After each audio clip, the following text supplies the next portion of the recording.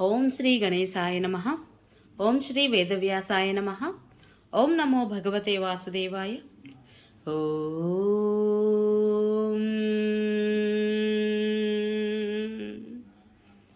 శుక్లాంబరధరం విష్ణుం శశివర్ణం చతుర్భుజం ప్రసన్నవదనం ధ్యాయేత్ సర్వవిఘ్నోపశాంతయే. నారాయణం నమస్కృత్య నరం చైవ నరోత్తమం దేవీం సరస్వతిం వ్యాసం తతో జయముధీరయేత్. అనగా నారాయణ స్వరూపుడైన శ్రీకృష్ణుడికి, నరోత్తముడు అయిన అర్జునుడికి, వారి లీలలను ప్రకటించే సరస్వతీదేవికి, దానిని రచించిన వ్యాసునికి నమస్కరించి అసుర భావాలను తొలగించి అంతఃకరణ శుద్ధిని కలిగించే మహాభారత గ్రంథ పారాయణకు ప్రేరేపించిన శ్రీకృష్ణ భగవానుడిని ప్రార్థిస్తూ ఈరోజు పారాయణలోనికి వెళదాం. మరి హరే కృష్ణ. అందరికీ నమస్కారం. మహాభారత గ్రంథ పారాయణలో భాగంగా ఈరోజు మనం 175వ రోజుకు చేరుకున్నాము. నిన్న మనము వ్యాస మహర్షి యుధిష్ఠిరునకు తపస్సు దానం యొక్క విశిష్టత గురించి, ఏది కఠినమైనది అనే దాని గురించి చెప్పడం జరిగింది. ఇక ఈరోజు ముద్గలుడి యొక్క చరిత్ర గురించి తెలుసుకుందాము. జాగ్రత్తగా స్కిప్ చేయకుండా చివరి వరకు వినండి, చాలా బాగుంటుంది ఈరోజు. హరే కృష్ణ. యుధిష్ఠిరుడు భగవాన్ మహాత్ముడైన ముద్గలుడు ఒక ద్రోణి ధాన్యం ఎలా, ఏ రీతిగా దానం చేశాడు, ఎవరికి దానం చేశాడు, ఇదంతా నాకు వివరంగా చెప్పండి అని అడిగాడు. అప్పుడు వ్యాస మహర్షి ఈ విధంగా చెప్పసాగాడు. రాజా, కురుక్షేత్రంలో ముద్గలుడు అనే ఋషి ఉండేవాడు. ఆయన పరమధర్మాత్ముడు, జితేంద్రియుడు, నిత్య సత్య భాషణుడు, ఎవరిని నిందించేవాడు కాదు. అతిథి సేవను వ్రతంగా కొనసాగిస్తున్నవాడు, గొప్ప కర్మనిష్ఠుడు, తపస్వి. శిలోంచ వృత్తి చేత అతడు జీవనం కొనసాగిస్తూ ఉన్నాడు. 15 రోజులకు ఒక ద్రోణి నిండా ధాన్యం పోగు చేస్తాడు. ద్రోణి అంటే దాదాపుగా 15.5 సేర్ అన్నమాట. దానితోనే అతను ఇష్టీకృతము అనే యజ్ఞం చేస్తూ 15వ రోజున ప్రతి అమావాస్య పూర్ణిమ తిథులకు దర్శ పౌర్ణమాస యాగం చేస్తూ ఉండేవాడు. యజ్ఞాలలో దేవతలకు, అతిథులకు ఇవ్వగా మిగిలిన అన్నంతోనే కుటుంబ సహితంగా గడుపుకునేవాడు. ఇంటిలో తాను, తన భార్య, కొడుకు ఉండేవారు. ముగ్గురు కూడా ఒక పక్షంలో ఒక రోజున అన్నం తినేవారు. అతని ప్రభావం ఎంతటిది అంటే సాక్షాత్తు దేవేంద్రుడే ప్రతి పర్వదినాన దేవతలతో కలిసి వారి యజ్ఞానికి వచ్చి తన భాగాన్ని తీసుకుంటూ ఉండేవాడు. ఈ రీతిగా మునివృత్తితో ఉంటూ ప్రసన్న చిత్తంతో అతిథులకు అన్నం పెట్టడం అతని జీవన వ్రతంగా మారిపోయింది. ఎవరి పట్ల ద్వేషం లేకుండా ఉండడము, అతి నిర్మలమైన భావంతో వారు దానం చేస్తూ ఉండేవారు. అందుకనే ఆ ఒక్క ద్రోణి అన్నము 15 రోజుల లోపల ఎప్పుడూ తగ్గిపోదు, సరి సమానంగా హెచ్చుతూ ఉంటుంది. గుమ్మంలో ఎవరైనా అతిథి కనిపించగానే ఆ అన్నము తప్పక వృద్ధి చెందుతూ ఉంటుంది. 100ల కొద్ది బ్రాహ్మణులు, పండితులు అందులో నుండే భోజనం పొందుతారు. అయినా అది తక్కువ అవదు. ముని చేసే ఈ వ్రతం గురించిన కీర్తి చాలా దూరం వ్యాపించింది. ఒక రోజున దూర్వాస మహామునికి ఈ విషయం తెలిసింది. ఇతని కీర్తి గురించి తెలిసింది. అతడు దిశమొలతో పిచ్చివానిలా వేషం ధరించి తల తిప్పుతూ పరుషంగా మాట్లాడుతూ అక్కడికి వచ్చాడు. వస్తూనే, విప్రోత్తమ, నేను అన్నం తినాలి అని ఇక్కడికి వచ్చినట్లు నీకు తెలిసే ఉంటుంది అన్నాడు. ముద్గలుడు వెంటనే స్వాగతం పలికి అర్ఘ్యపాద్యాలు, ఆచమనీయము మొదలైన పూజా ద్రవ్యాలు సమర్పించి అనంతరము ఆకలిగొన్న ఆ అతిథికి మిక్కిలి శ్రద్ధతో వడ్డించి భుజింపచేశాడు. శ్రద్ధగా పెట్టిన ఆ అన్నము మిక్కిలి రుచికరంగానూ ఉన్నది. ముని ఆకలితో ఉన్నాడో ఏమో అంతా తినేశాడు. ముద్గలుడు అతనికి సమానంగా అన్నం పెడుతూనే ఉన్నాడు. అతడు దానిని మింగివేస్తూనే ఉన్నాడు. చివరికి అతడు లేచే సమయానికి మిగిలిన ఎంగిలి అన్నం కాస్త శరీరానికి పూసేసుకొని ఎక్కడి నుండి వచ్చాడో అక్కడికే వెళ్ళిపోయాడు. ఇలాగే మరుసటి పర్వదినం కూడా వచ్చి భోజనం చేసి వెళ్ళాడు. ముద్గలముని యొక్క కుటుంబం అంతా ఆకలితో ఉండవలసి వచ్చింది. తిరిగి అతడు ధాన్యపు గింజలను ఏరడం మొదలుపెట్టాడు. భార్య, కొడుకు కూడా అతనికి సహాయం చేశారు. ఆకలి వలన వారి మనసులలో ఏమాత్రం విచారం కానీ మార్పు కానీ రాలేదు. క్రోధము, ఈర్ష్య, అనాదరం వంటి భావాలేమీ పెళ్ళుబక్కలేదు వారి నుండి. వారు ఎప్పటిలాగే శాంతంగానే ఉన్నారు. పర్వదినం వచ్చేసరికి దూర్వాసుడు మళ్లీ వచ్చాడు. ఈ రీతిగా 6 సార్లు విడవకుండా ప్రతి పర్వదినాన అతడు వచ్చాడు. కానీ ఎప్పుడూ కూడా ముద్గలముని మనసులో వికారాన్ని అతడు చూడలేదు. ప్రతిసారి కూడా అతని మనసులో శాంతము, నిర్మలత్వమే గోచరించాయి.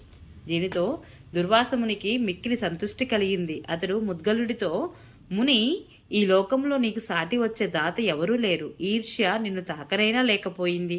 ఆకలితో గొప్ప గొప్ప ధార్మికులను కూడా కుదిపివేస్తుంది ఆకలి అనేది. ధైర్యాన్ని హరించి వేస్తుంది. నాలుకను రసన అంటారు కదా, ఇది ఎప్పుడు రసాన్ని ఆస్వాదిస్తూ ఉంటుంది. మానవుడి యొక్క మనస్సు రుచివైపు లాగుతూనే ఉంటుంది. భోజనం వలననే ప్రాణులు రక్షించబడుతూ ఉంటాయి. మనస్సు అతి చంచలమైనది. దానిని వశం చేసుకోవడము మిక్కిలి కఠినమని అందరికీ తెలుసు. మనస్సు యొక్క ఇంద్రియాల యొక్క ఏకాగ్రతనే నిశ్చయంగా తప్పమని చెబుతూ ఉంటారు. ఈ ఇంద్రియాలన్నింటినీ అదుపులో ఉంచుకునే ఆకలి బాధను సహిస్తూ కూడా అతి కష్టపడి సంపాదించిన ధనాన్ని పరిశుద్ధ హృదయంతో దానం చేయడం మిక్కిలి కష్టము. కానీ దీనంతటినీ నీవు సిద్ధింప చేసుకున్నావు. నిన్ను కలుసుకొని నేను మిక్కిలి ఆనందించాను. ఇది నా మీద నీ అనుగ్రహం అనుకుంటున్నాను. ఇంద్రియ విజయము, ధైర్యము, దానం, శమం, దమం, దయ, సత్యం, ధర్మం ఇవన్నీ నీలో పరిపూర్ణంగా ఉన్నాయి. నీవు నీ సత్కార్యాలతో అన్ని లోకాలను జయించావు. పరమపదాన్నే పొందావు.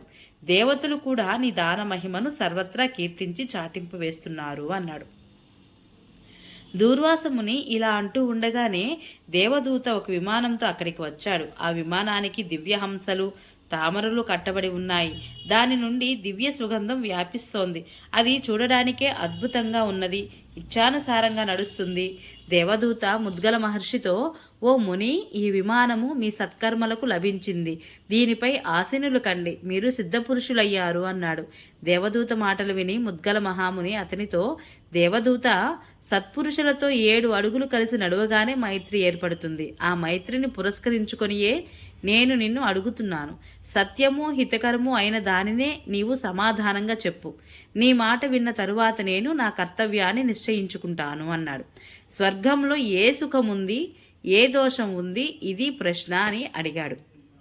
దేవదూత, ముద్గల మహర్షి, మీ బుద్ధి చాలా ఉత్తమమైనది. ఇతరులందరూ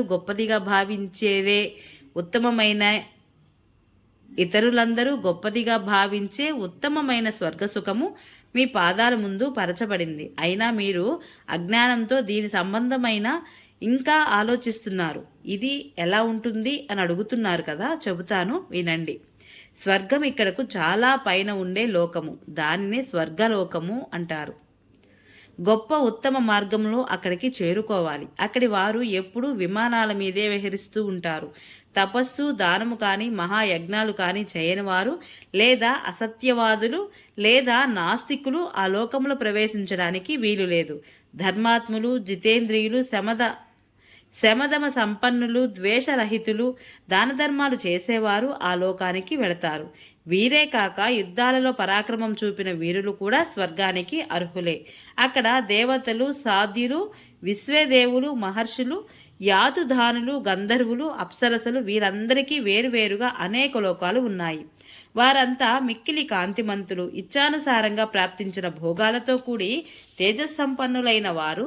స్వర్గంలో 33,000 యోజనాల పెద్ద ఎత్తైన పర్వతం ఉన్నది. దాని పేరు సుమేరుగిరి. అది బంగారుమయము. దాని మీద దేవతలు, నందనవనము మొదలైన అనేక అందమైన వనాలు ఉన్నాయి. అవి పుణ్యాత్ములు విహరించే స్థలాలు.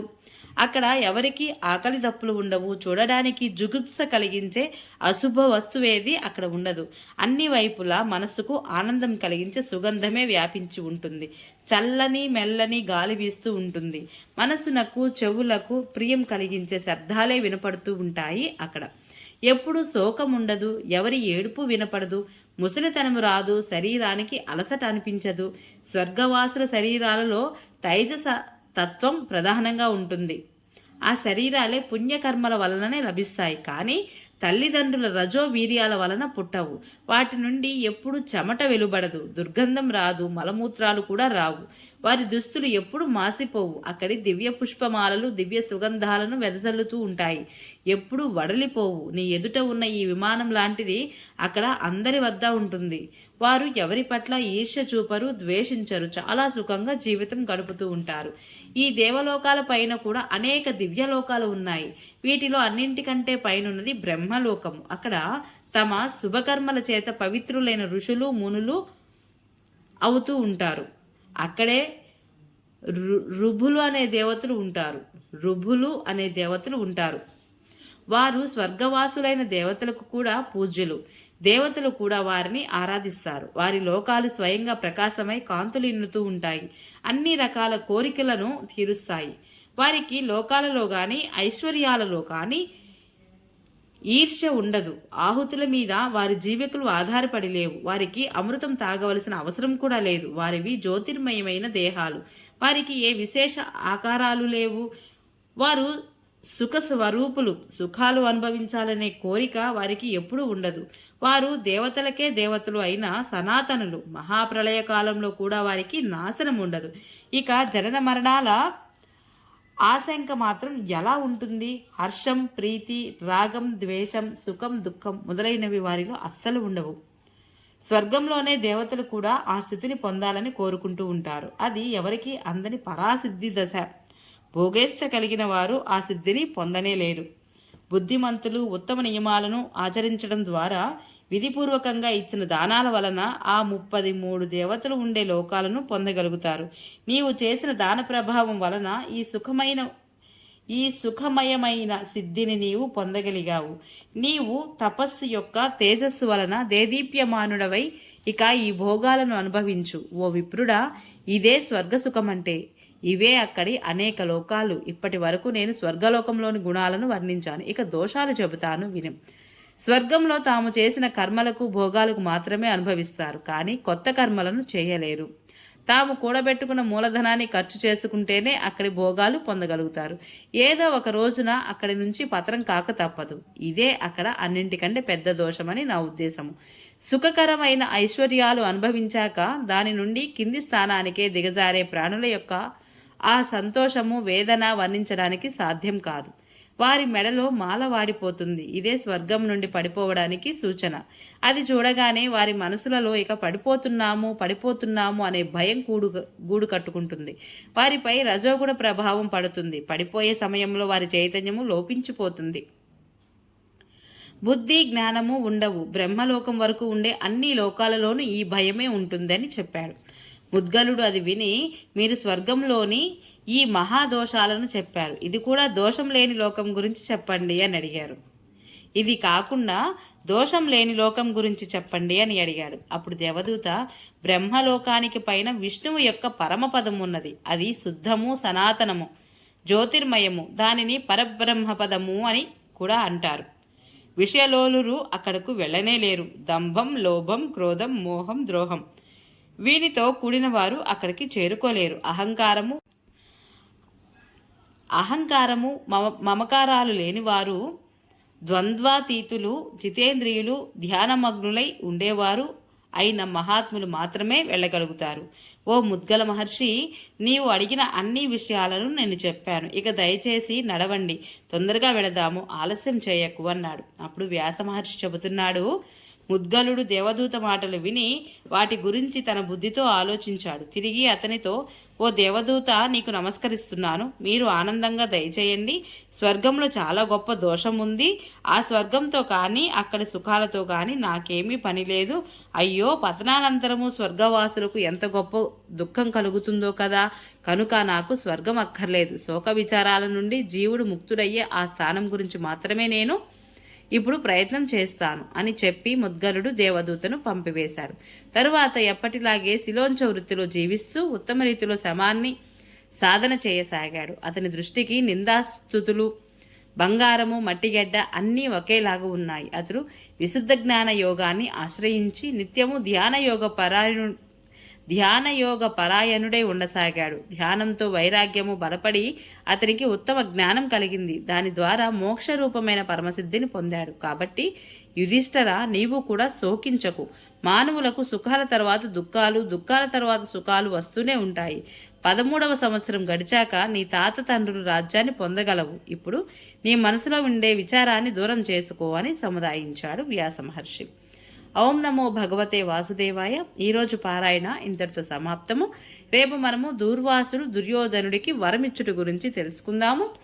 హరే కృష్ణ. ఈ వీడియో మీకు నచ్చినట్లయితే please subscribe my channel, like, share, comment please. Thank you.